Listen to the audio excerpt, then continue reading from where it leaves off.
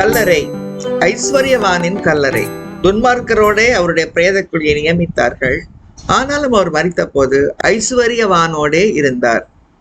அவர் கொடுமை செய்யவில்லை, அவர் வாயில் வஞ்சனை இருந்ததும் இல்லை. ஏசாயா 53:9.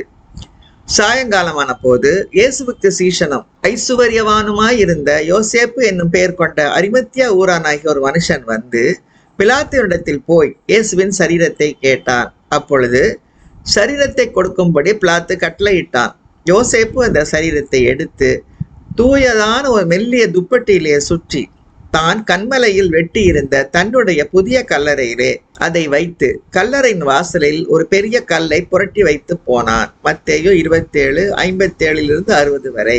கனம் பொருந்திய ஆலோசனைக்காரனும் அரிமத்தியா ஊரானும் தேவனுடைய ராஜ்யம் வர காத்திருந்தவனுமாகிய யோசேப்பு என்பவன் வந்து பிலாத்துவினிடத்தில் துணிந்து போய் இயேசுவின் சரீரத்தை கேட்டான்.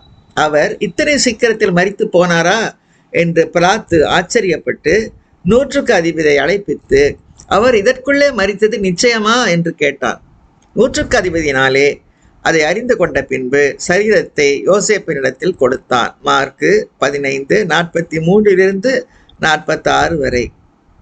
யோசேப்பு என்னும் பெயர் கொண்ட ஒரு ஆலோசனைக்காரன் இருந்தான். அவன் உத்தமனும் நீதிமானுமாய் இருந்தான். அவன் யூதருடைய பட்டணங்களில் ஒன்றாகிய அரிமத்தியாவிலிருந்து வந்தவனும் தேவனுடைய ராஜ்யத்துக்கு காத்திருந்தவனும் யூதர்களுடைய ஆலோசனைக்கும் செய்கைக்கும் சம்மதியாதவனுமாயிருந்தான்.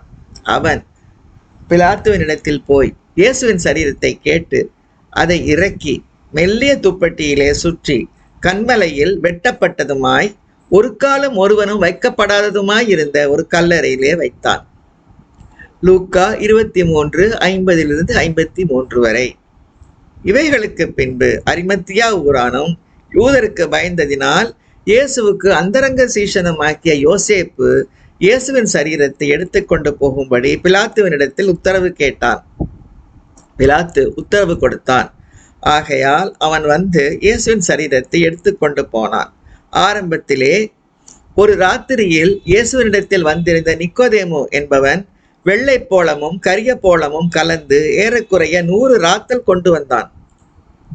அவர்கள் இயேசுவின் சரீரத்தை எடுத்து யூதர்கள் அடக்கம் பண்ணும் முறைமையின்படியே அதை சுகந்த வர்க்கங்களுடனே சீலைகளில் சுற்றி கட்டினார்கள். அவர் சிலுவையில் அறையப்பட்ட இடத்தில் ஒரு தோட்டமும் அந்த தோட்டத்தில் ஒரு காலம் ஒருவனும் வைக்கப்பட்டிராத ஒரு புதிய கல்லறையும் இருந்தது. யூதருடைய ஆயத்த நாளானபடியினாலும் அந்த கல்லறை சமீபமாய் இருந்தபடியினாலும் அவ்விடத்திலே இயேசுவை வைத்தார்கள்.